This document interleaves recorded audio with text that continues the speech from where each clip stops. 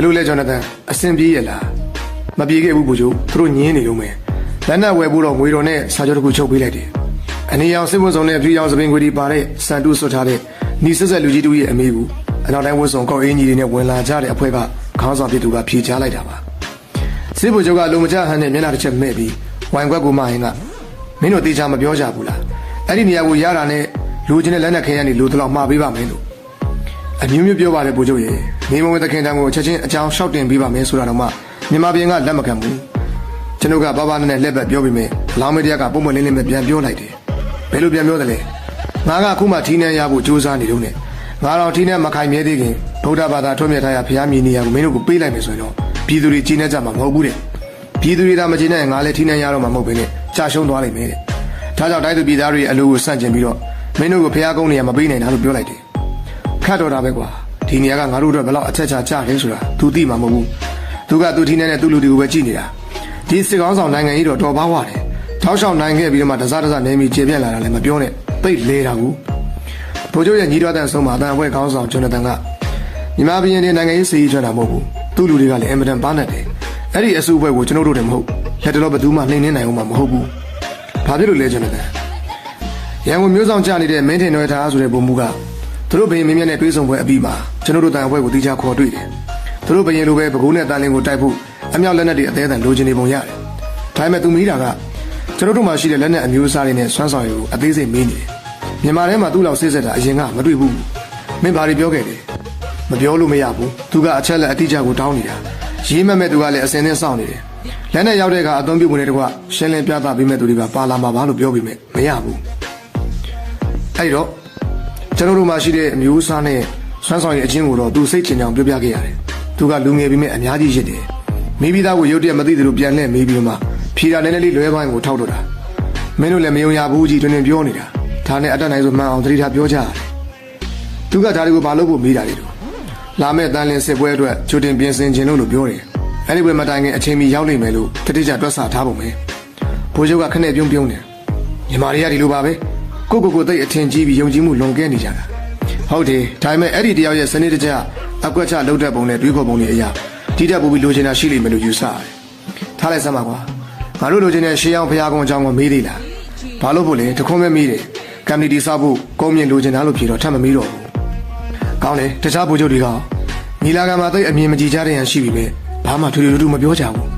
သူတို့ဘရင်နဲ့တသက်ပေါ်တယ်ဘရင်ဆန္ဒမငြင်းဝန်းကြသူတွေပဲဘရင်ကသာခွင့်ပြုမယ်ဆိုရင်အားလုံးရင်ကုန်နေကြမယ်သူတွေမြန်မာဘရင်ရဲ့သဘောကတော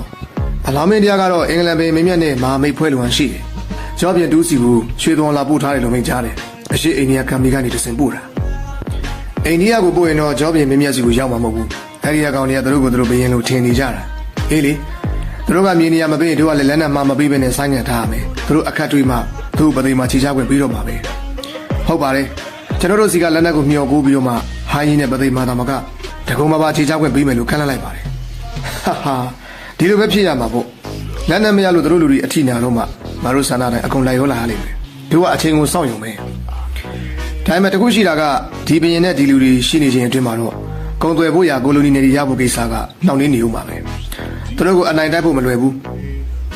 ဒီလူတွေကစစ်ရေးမဟာဗျူဟာတွေနားလေအချင်းတွေကိုသုံးသပ်တတ်တယ်အတင်းဝင်သိမ်းလိုက်ရင်မကိုးဘရင်လိုပြည်သက်ပေါ်တူဂီအကူအညီယူပြီးတော့မှပြန်တိုက်ကြမှာပဲနောက်ပြီးတော့ဘာဖြစ်တို့ကကြောက်ခဲကိုစီးကျနိုင်တဲ့သူတွေနွားကြိုကရေချောင်းညစ်တယ်ဆိုတာတို့မှအစ်စ်တို့ပြောနေကြစကားကွန်းရှိတယ်။တန်မျိုးနဲ့ခံတော့လဲငါတို့ခံနိုင်မှာမဟုတ်ငှက်ကဲ့သို့ပြန်ပြီးလဲဒိုးလက်ကမလွတ်နိုင်နဲ့။အင်္ဂလိပ်တန်တွေပြန်သွားပြီးတဲ့နောက်မင်းတင်တော်တာငင်းကြသားကောင်းနေတယ်လို့မဟာသေနာပတိကစုံစမ်းမှုဝင်လာတယ်။တက်တွင်းရောက်လက်ရဘလူးကိုမေးတော့မြေဆိုင်တဲကြီးတစ်ခုအတွင်းကိုညွန်ပြကြတဲ့အတွက်ဦးကောင်းကဝင်ခဲ့တယ်။ငှက်ဆန်းငယ်ဘာတွေလုပ်နေသလဲ။အော်ဝမင်းကြွလာတော့ကိုစည်ရေးလေးလာစရာများရှိလို့အပတ်တကုတ်လေးလာစီးပူနေရကြောင်းပါ။အော်မမင်းနဲ့ငါပဲရှိတာ။ရိုးပြောစမ်းပါ။အဲ့တော့မှတသားတို့ဝင်လာပြီးတော့မှဘုံမှုရှာခိုင်းတဲ့လူနဲ့ဦးရပါပြီ။ရှိတော့ဝင်ရအသင့်။အေးခေါ်လိုက်လေဦးကောင်ထိုင်ပါဦး။မထိုင်တော့ပါဘူးလှုပ်ရှားရှိရလို့မင်းဘာလုပ်နေလဲလာစူးစမ်းတာ။တသားပြတ်ထသွားပြီးလူနဲ့ဦးဝင်လာတယ်။လက်ရဘလူးကမြေပုံပကြီးဆွဲတတ်တာဘာလို့လဲ။ကျွန်တော်ပါငါဖိုးစီဟုတ်ပြီမင်းတို့เนี่ยပသိမ်နဲ့ဟန်းကြီးကျွန်းကိုသွားရမယ်။အမြန်ဆုံးသွားပြီးအမြန်ဆုံးပြန်ခဲ့ရမယ်။ဖိုးစီကပသိမ်မြို့ကိုငါလိုချင်တဲ့အချက်တွေမြေပုံဆွဲလာရမယ်။နောက်တစ်ယောက်ကဟန်းကြီးကျွန်းကိုသွားခန္ဓာပေါ်မှာလက်နက်တွေချထားပုံကိုမှတ်လာခဲ့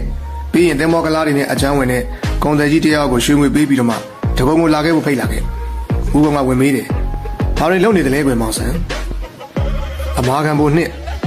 ်တကုံကိုသင်းမောကလာတွေရောက်လာပြန်ပြီလေငါကြားသားပဲပသိမ်ကဖျားကုန်းမြေတောင်းမှုပဲမလားဒီကောင်လေဟုတ်တယ်ဗျဒီအရေးကြောင့်စီစဉ်နေတာလှုပ်ပြီးအောင်ပြောလိုက်လဲရဘလို့ပြန်လှည့်သွားတယ်တသားဖို့စီမြေပုံထဲမှာထဲဆွဲဖို့တေချာမှတ်နံပါတ်1ပသိမ်မျိုးကန်တက်တီးဖို့နံပါတ်2မျိုးကပုံစံအကျန်းနံပါတ်3အင်္ဂလိပ်တွေလိုချင်နေတဲ့ရှေးအောင်ဖျားရဲ့ဒီနေရာနံပါတ်4အဲ့ဒီဖျားနဲ့အနီးတွဲကဖျားတွေဒီနေရာနဲ့အကွာအဝေးနံပါတ်5ပသိမ်မျိုးရဲ့အထင်ကြီးဈေးနေရာနံပါတ်6ဖျားကုန်းဘက်လေလူနေရက်ွက်ရှင်အချမ်းမြင့်ပုံနံပါတ်9ကတော့မြင့်နဲ့ဖျားအကွာအဝေးငါလိုချင်တာဒါပဲမှတ်မိခဲ့လားမှတ်သားထားကြအောင်ပါကောင်းတယ်ဖြစ်နိုင်ရင်အဲ့ဒီရှေးအောင်ဖျားရဲ့တမိုင်းနဲ့အနီးနားကတကူအကြီးဆုံးဖျားရဲ့တမိုင်းချောင်းကိုလည်းရသလောက်စုံစမ်းခဲ့အဓိကသိချင်တာကဘာတွေဌာပနာထားတယ်ဆိုတာသိချင်တာတသားနှုတ်ထွက်သွားကြမှာမင်းကြည့်ရတာအင်္ဂလိပ်ကိုနည်းနည်းမှယုံပုံမရဘူးဌာပနာဖောက်မဲ့မိစ္ဆာဒိဋ္ဌိတွေလို့ထင်နေတယ်မို့လားဟုတ်တယ်ဦးကြီးဒီကောင်လေးအဲ့ဒီနေရာကိုသဲသံဖြစ်နေတာအနည်းဆုံးအကြောင်း2ချက်တော့ရှိရမယ်နောက်တစ်ချက်ကဘာလဲကွာဂုံသွဲဖို့အချက်ချနေရဖြစ်ဖို့လည်းဖြစ်ရမယ်စီးရရကြည့်ရင်လည်းအဲ့ဒီဂုံနေရာကအကွက်အခွင့်သာပြီးတော့မှတစ်မျိုးလုံးကိုကွက်ကဲနိုင်တဲ့နေရာဖြစ်နေတယ်အခြားအချက်တွေလည်းရှိပါလိမ့်မယ်အခုပြောလိုက်တဲ့မြေပုံရမှာမှန်းစားကြည့်လို့ရမယ်အခုတော့စိတ်မန်းနဲ့ရမ်းယုံမတက်နိုင်သေးတယ်မင်းစိတ်နဲ့ရမ်းတိုင်းလဲငါတွန်းပြေးတိုက်လိုက်တယ်လို့ပါပဲဟာမင်းထင်တာမှန်ပါလားငါလည်းဒီလိုပဲထင်တာပဲအဲ့ဒါကြောင့်ကြိုတင်ပြင်ဆင်နေတာပါဟန်ကြီးကျွန်းကိုလွတ်တာကောတချင်းချင်းမှာတိုက်ချင်တိုက်ရလိမ့်မယ်ထင်လို့သူတို့လူသူလက်နက်ဧရိယာနဲ့ပြင်ဆင်ချထားပုံသိချင်လို့ပါဦးအေးကောင်းတယ်ကြိုပြင်ထားတာမမဘူးပေါ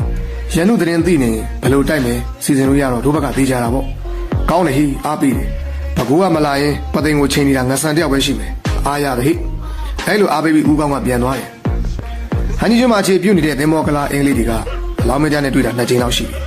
ပထမဆုံးချိန်မှာဂျော့ဘေကဦးဆောင်တဲ့တန်အဖွဲ့ကရန်နာသိန်းကနေပြီးတော့ကိုရောက်ရှိလာတယ်မြန်မာပြည်နဲ့အရှိအိန္ဒိယကမ္ဘာချီချီမဟာမိတ်ပြုကြဖို့လာရောက်တာဖြစ်ပါတယ်သူတို့ကိုရန်ကုန်မှာတွေ့ဆုံမယ်လို့ခရီးပြီးပြန်လွှတ်လိုက်ပါတယ်ဒုတိယချိန်ရန်ကုန်မှာတွေ့ဆုံကြတော့အလောင်းမတရားကအင်္ဂလိပ်တို့ရဲ့ဟန်ကြီးကျွန်းမှာအခြေချခွင့်တောင်းဆိုချက်ကိုလက်ခံခဲ့ပါတယ်နိုင်ငံတော်တည်ထောင်မှုအတွက်လိုအပ်တဲ့လက်နက်ခဲယမ်းရရှိရေးနဲ့ကောင်းစီဖလှယ်ရေးအတွက်နိုင်ငံရေးအရာလိုအပ်တယ်လို့ရှုမြင်သုံးသပ်ခဲ့ပြီးအင်္ဂလန်မှာရှိတဲ့ဒုတိယမြောက်ဂျော့ဘီယန်စီကိုချစ်ကြည်တော်လွှာပို့လိုက်ပါတယ်အင်္ဂလန်ရဲ့ကုန်သွယ်စီးပွားဘက်အသစ်ဖြစ်လာမဲ့မြန်မာပြည်ကအလွန်ကျွယ်ဝချမ်းသာကြောင်းသိရှိစေဖို့ရွှေစင်ရွှေပြားမှာစာရေးထိုးစီပြီးအရွယ်တူပရမများ24လုံးကို12လုံးစီတန်းလို့ဘေးတစ်ဖက်မှာထည့်ပေးလိုက်တယ်အလေးချိန်5ချက်သားရှိပါတယ်သို့တော်လည်းဒီစာကအိန္ဒိယကိုဥစွာရောက်ရှိသွားပြီးသင်္ဘောနဲ့ပတ်ပြီးတော့2နှစ်ကြာမှအင်္ဂလန်ကိုရောက်တယ်ရောက်ပြီမဲ့ဂျော့ဘီယန်ကတန်းစင်လာတဲ့ရွှေနဲ့အရည်သွေးအလွန်ကောင်းတဲ့ဗရမများကိုသာစိတ်ဝင်စားခဲ့ပြီးလောင်းမင်းတရားရဲ့စာကိုမပြန်ခဲ့ဘူးအဖိုးတန်ရွှေချက်ကိုသူ့ရဲ့စာကြည့်တဲ့ကိုပို့လို့တင်စီထားစီလိုက်တယ်ဟန်ကြီးကျွန်းကအရှိအိန္ဒိယတောင်ကန်စကန်မူဂျွန်ဟိုးစီကိုတိတက်စားဆောင်ပို့လိုက်ပြီးပဲအရေးတယူမပြုတ်ခဲ့အင်္ဂလိပ်တို့စီမှာလက်နက်ကောင်းတွေရှိချောင်းကိုတန်အမတ်ဘေကာတို့စီကသိရတော့အလောင်းမင်းတရားကအိန္ဒိယနဲ့ဟန်ကြီးကျွန်းကိုစားစီတန်လွတ်ပါတယ်ပသိမ်နဲ့ရန်ကုန်မှာအခြေချခွင့်ပေးမယ်လို့ခံလန်းခဲ့သေးတယ်သို့တော်လည်းအင်္ဂလိပ်တို့ကအချိန်ဆွဲနေတယ်လက်ငင်းငွေပေးလို့ဝယ်မယ်ဆိုပြီးတော့မှငွေပေးလိုက်တာကိုတော့မှလက်နက်ကမရောက်လာမြေအောင်ကထပ်မှန်ပြီးတန်စီတာကိုလည်းဘေကပြန်လိုက်လာပြီးအရေးဆိုနေတယ်ဒီအချိန်นี้အင်္ဂလိပ်တို့ကလောင်းမင်းတရားကိုမင်းအေကွေးလို့မတတ်မှတ်သေးဘူးထီမျိုးမင်းနဲ့မဟုတ်တဲ့ပုံကံကြီးထွားလာသူလို့သာယူဆနေတယ်ဖောက်တဲ့ပြစ်လာနိုင်သည်လို့ထင်မိမဲ့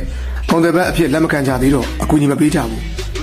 မှားရမယ်ဆိုတဲ့လက်နက်တို့ကဘယ်အခါမှရောက်မလာဘူးတကယ်လည်းမမှာခဲ့ကြတစ်ဖက်မှာမွန်ပြန်ကိုလက်နက်ခင်းရန်အကူကြီးပေးနေပြန်တယ်သူတို့လိုချင်နေတာကလောင်းမင်းတရားရဲ့အာဏာရှိအောက်ရောက်နေတဲ့ပသိမ်မှာအခြေဆိုင်ခွင့်ရှာရေးတာဖြစ်ပြီးတော့မှရှီအောင်ဘုရားတဆူရှိရာကုန်းမြင့်ကိုအချင်းချင်းတောင်းဆိုနေကြတယ်သာသနာမြေပြည့်လို့လောင်းဘုရားကမပေးတန်ခါနဲ့ပြည်သူလက်မခံရင်ငါပဲနန်းချနိုင်တယ်လို့အလိမ္မာနဲ့ဆိုလဲတာကြောင့်အင်္ဂလိပ်တို့အခက်တွေ့နေရတယ်မှားသမျှလက်နက်နဲ့အကူကြီးတွေမရတော့ဘုံမင်းတက်မင်းတွေမကြည့်နဲ့ကြဒီထဲမှာလက်ရဘလူးကတန်လင်းနဲ့ပကိုးကိုတောင်မှမလောက်ချင်ရသေးမီဟန်ကြီးကျွန်းကိုတိုက်ခတ်ချေမှုချန်စီနေလေပြီငါစမင်းပဲပြောင်းနေတော့မျက်နှာပြူကောင်းတွေမသိငါလို့စုံစမ်းနေတာဥတုံအခုဦးကောင်းစီကိုသွားမလို့လိုက်အောင်မလားပသိမ်ရေးလားအေးလိုက်တာပါသူတို့ဦးကောင်းရဲ့ရေတက်စီကိုထွက်လာကြပါလေဦးကောင်းကလောင်းမင်းတရားတဲ့အခါစားဝင်တယ်လို့ဆိုနေတဲ့အတွက်တလက်စားတွေလိုက်သွားကြတယ်ခြေတော်ရင်ရောက်တဲ့အခါမှာစီရေးစီရအုပ်ချုပ်စင်ကြီးတွေမင်းမြတ်ပြောဆိုကြပြီးတဲ့နောက်လက်ရဘလူးကပသိမ်ကိုလို့လာရောက်တောင်းဆိုနေကြတဲ့အရှိအိန္ဒိယတန်တမန်တို့ရှောက်ထားချက်မှာလက်မခံနိုင်စရာများစွာတွေ့ရပါတယ်ဟန်ကြီးကျွန်းနေသင်္ဘောကလာတို့ပသိမ်ကိုခြေကုပ်ပြုမိရင်လူကြီးကျန်ကြီးမှာတန်လင်တက်ခက်ခဲမဲ့အရေးများစွာရှိပါတယ်ဇေယျတော်လည်းအဖို့တန်ကြောင်းမြတ်တွေနဲ့ကုသိုလ်ရှိရွှေကိုလေးဆက်ပြီးထိုင်မြထားကြောင်းသိရပါတယ်ပင်လယ်ကြောင်းကုန်သွယ်မှုသူများကိုလည်းပသိမ်မှာဆုံးတယ်ဒလမမခန့်တဲ့ရောက်မှာဒီလိုလျှောက်ထားတော့လောင်းမေတရားကပြုံးနေတယ်ဦးကောင်းကငါဆန်မြေပုံစီးပွားပဲဖြစ်နိုင်မယ်မထင်လို့ဆိုတယ်အလောင်းဘုရားကငါဆန်ပါရီဆိုရင်မိဘာကိုကြံနေပြန်ပြီတော့အခုမဟုတ်ကြလို့ခြေခင်းလက်ခင်းမသာငါတို့လည်းနေပြီးတော့ပြန်အောင်မယ် မိုးဆဲလေးသားမတစ်ခါပြန်လာပြီးတော့မှဟန်သာဝတီကိုလှုပ်ချင်ရမယ်ပသိမ်ဟန်းကြီးကျွန်းနေပါစေဦးအခုကတန်လင်းကိုတော့မရသေးဘူးတကုံကိုမင်းနဲ့ငတွန်းလုံအောင်စောင့်နေခဲ့သင်္ဘောကလာတို့တောင်းတဲ့ကိစ္စမင်းကြောင်းကြဖို့မလိုဘူးအဲ့ဒါလိုမိန်တော်မူမှလက်ရဘူးထပ်မလျှောက်တော့ဘဲနဲ့နှုတ်ပိတ်သွားပါတယ်ဒါပေမဲ့မင်းတရားကမင်းလာမင်းကောင်နဲ့မင်းတင်တော်တာနေခဲ့ရမယ်လို့အမိန်တော်မှတ်နေစီသူကအခြားအကြောင်းအရာတစ်ခုကိုတွေးနေပြီးတော့မချလိုက်ဘူးဦးကောင်လက်တို့တော့မှသတိဝင်လာပြီးဦးချလိုက်ရတယ်အပြစ်ပြတ်တို့ကနှစ်နှစ်ခန့်ကာလအတွင်းမှာများစွာပြောင်းလဲခဲ့တယ်သင်္ဘောကလာတို့ကိုတိုက်ဖို့ဒိုင်မမော်ဖြစ်ရတဲ့အကမာတိနာပတိဦးကောင်ကဖလန်တိုက်ပွဲမှာကြာခဲ့ပြီလက်ရဘလူးကလည်းဟန်သားတွေကိုရပြီးတဲ့နောက်ချမငင်ခဲ့လို့အရှိဝင်းမှုမင်းတင်တော်တာအဖြစ်ကနေရာတို့ပွဲအဆောင်ရောက်အလုံးစုံရုပ်သိမ်းခံရပြီးတပ်သားငဆန်အဖြစ်အကျဉ်းချခဲ့ရတယ်တနင်္သာရီတဝဲဒေသကိုယူရီးယားရှန်တို့ထိပါနှောက်ယှက်လာတယ်ဆိုတဲ့သတင်းကြားမှာဦးတွင်ရဲ့တောင်းဆိုလျှောက်တင်ချက်ကြောင့်ပြန်လွတ်လာရတယ်ဒါပေမဲ့လက်ရဘလူးမဟုတ်တော့သွေးတောင်ငဆန်ဘဝရောက်သွားတယ်လက်ရဝင်းမှုမင်းကျော်အာကာကအရှိဝင်းမှုဖြစ်လာပါတယ်ငဆန်ကတော့ဘွဲအစင်းတို့ကိုစိတ်မဝင်စားပဲထောင်ကလွတ်တာနဲ့မြင်းစည်းကျင့်နေတော့တယ်အချင်းရတဲ့အကြက်ငကန်မြင်းเจ้าအလော်နားလေတဲ့မြင်းလေးငပုတို့နဲ့အတူတိမ်ပြန်ကိုအမျိုးမျိုးလေးချင်းပြိုးထောင်နေတာကိုတွေ့ကြရပါတယ်မြင်းကိုသွားနေရကအချိန်သတ်မှတ်ပြီးအချက်ပြတာနဲ့ရုတ်တရက်ခုံလို့ဦးဒီချက်ပြောင်းစေဖို့ဒီလမ်းကြောင်းပေါ်မှာအချိန်မပြတ်လင်းပဲကွေးဝဲပြီးတော့မှပြေးတဲ့စေဖို့မြင်းကိုရင်းဆောင်ပြီးတော့မှမွေလင်မွေကဦးဒီချက်မရှိပြေးစေဖို့ကိုအထူးချင်းယူနေတော့လူအများကသူ့ကိုယူသွစာပြုတ်ပြီးထင်ကြတယ်မင်းရင်လည်းတိုက်ပွဲဖြစ်လာနေတာကြောင့်လို့သာဖြေတတ်တယ်တင်ပြန်သားချလာတဲ့အခါမှာသူ့တက်တွင်ကသူနဲ့စိတ်တူကိုယ်တူမြင်းသည်တွေကိုအဲ့ဒီအတိုင်းပဲကြင်ကြံစီပြန်တယ်ယူနဲ့မြင်းတဲ့အဖြစ်အခြားတက်တွေကလောင်ပြောင်ခဲ့ရကြပြီမြဲသူတို့ကတော့မြင်းနောက်တစ်မျိုးကိုချမ်းကျင်ပိုင်နိုင်လာခဲ့ကြပြီအလောင်းမင်းတရားကမင်းမိမယားတွေနဲ့သားတော်ကြီးတီရီသူတို့မှရာစာကိုနေပြီးတော့ကိုပြန်ပြီးတဲ့နောက်သားတော်လည်းမြေတူမင်းသားကိုခေါ်လို့ယူရီးယားကိုတနင်္လာရီကြောင့်ချီမယ်လို့သိရတယ်သားတော်ရဲ့အစာဆိုစိန်နာကျော်သူကမိုးကြိုးကြစာ13ချက်ဆက်ပြီးတော့မှမူးမှန်များကညောင်ရမ်းမင်းရှမ်းပြည်ချီတဲ့နမိတ်နဲ့တိုက်ဆိုင်နေတော့ယခုမချီတင်သေးကြောင်းရှောက်ထားကြပြီမြဲနာပြီးတော့မှမူးလို့ဆိုပါတယ်နေပြီးတော့မှမျက်ရည်တုပ်ပြီးနောက်ဆုတ်ပြန်ဆိုတဲ့တပောင်လဲပေါ်နေပါတယ်အားလုံးကဆွေးရင်ပူပန်နေကြပြီမြဲလုံးဝမစိုးရင်ဟန်ပေါက်နေသူနှစ်ဦးကတော့မင်းလာမင်းကောင်ဦးတွန်နဲ့သွေးတောင်ငဆန်တို့ဖြစ်ကြတယ်သူတို့ကယနေ့ငါမသိသေးဆိုတဲ့မူကိုကင်ဆွဲထားသူတွေပြီးနောက်တစ်နေ့မှအသက်ရှင်နေဖို့မျှော်လင့်ချက်မထားကြတိုင်ရင်သိမယ်လို့ခံယူထားပြီးအေးစီရှိနေကြတယ်အလောင်းမင်းတရားကအင်္ဂလိပ်တန်တို့နေပြီးတော့ရောက်တဲ့1955ခုနှစ်ကနေဟန်သာဝတီကိုရတဲ့1958ခုနှစ်အထိနှစ်နှစ်ကျော်ကာလအတွင်းလက်နက်ခင်းရလဲမလားအကြောင်းကြားစာလည်းမပုဘယ်လိုအရေးတယူလက်ခံမှုမှမပြတဲ့သင်္ဘောကလားတွေရဲ့ဟန်ကြီးကျွန်းကိုတုတ်တင်ရှင်းလင်းဖို့ဆုံးဖြတ်လိုက်တယ်ဒီအမိန့်တော်ကိုကြားတော့ငဆန်ကဦးတွန်စီကိုပြေးလာပြီးမေးတယ်ဟန်ကြီးကျွန်းကိုခြေရမဲ့တက်တော်တွေမှာမင်းလာမင်းကောင်ကြလည်းပါတယ်လို့သိတော့မိမိကိုခေါ်ဖို့အနူးညွတ်တောင်းဆိုတယ်ဘိုးတော်ကလည်းမင်းပိုင်တအားပေါ်ဆိုပြီးခေါ်သွားတော့သူ့ရဲ့ဝမ်းမြောက်မှုကဖော်မပြနိုင်လောက်ဟန်ကြီးကျွန်းမှာရှိတဲ့တက်တွေကမင်းလာမင်းကောင်အချုပ်ခံပြီးမြင်းနေရတနက်300ဓာလန်တင်ကြီးဆွေးများနဲ့လူရင်ရ1000မင်းလာသီရိမြင်းနေရတနက်300အင်အား1000ဖြစ်ပါတယ်မြင်းတက်ကသွေးတောင်ငဆန်တို့မြင်းစုမှာမြောင်းတွေ့ရင်ဘောင်တစ်ဘက်ကိုခုံပြီးသွားကြတယ်မညီမညာတင်းဆောင်လို့ခက်ခဲကျန်းတဲ့လမ်းကူမှရွေးချယ်လျှောက်ကြပါတယ်မြင်းဒီဘော်ကိုဝန်များစွာတင်ပြီးခြေပလေးမခောက်ဘဲနဲ့ပြေးနိုင်စေဖို့ချင်လာခဲ့ကြတယ်ဘိုးတော်ကလည်းသူ့လူရဲ့အကြီးကဲကိုသိတဲ့အလျောက်အကျိုးမယုတ်တန်ကောင်းလို့လွတ်ထားပါတယ်ဟန်ကြီးကျွန်းမရောက်မီလမ်းမှာမြင်းစီချီကျိုးလို့တစည်းရွှွန်းတို့နှစ်ကခြေခောက်သွားတော့မှသူတို့ရဲ့အပြုတ်မှုဇာတ်တွေတကန်းရက်သွားပါတယ်အင်္ဂလိပ်တို့ကလည်းရွှေဘူတက်တွေခြီလာပြီးကြားတော့အိန္ဒိယကခေါ်လာတဲ့ဘရင်ကြီးခေါ်ရခါကလာတက်တွေနဲ့ဒေသခံတို့ကိုစူးစီးလို့ခိုင်လုံစွာနဲ့တည်ထားတဲ့ခန္ဓာကြီးပေါ်မှာအမြောက်ကြီးငယ်များစွာတင်ထားပါတယ်ပသိမာရှင်းရခင်မဲတင်တော်တာအဖြစ်နဲ့မိပွဲခဲ့တဲ့ကျွန်းသားကုံတွေကိုသွေးတောင်ငဆန်ကခေါ်ယူတွေ့ဆုံပြီးသင်္ဘောကလာတို့ရဲ့မြို့စည်းပြာစည်းလက်နက်အင်အားပြစ်အားနဲ့လက်နက်တွေရဲ့အကြောင်းကိုအသေးစိတ်စုံစမ်းစီပြန်တယ်လိမ္မာပါတဲ့တပ်သားတကူကိုနောက်လိုက်ပြစ်ထည့်ပေးလိုက်တယ်လိုအပ်တဲ့ရွှေငွေတွေကိုတော့မင်းလာမင်းကောင်ကအသားတကြီးထုတ်ပေးပါတယ်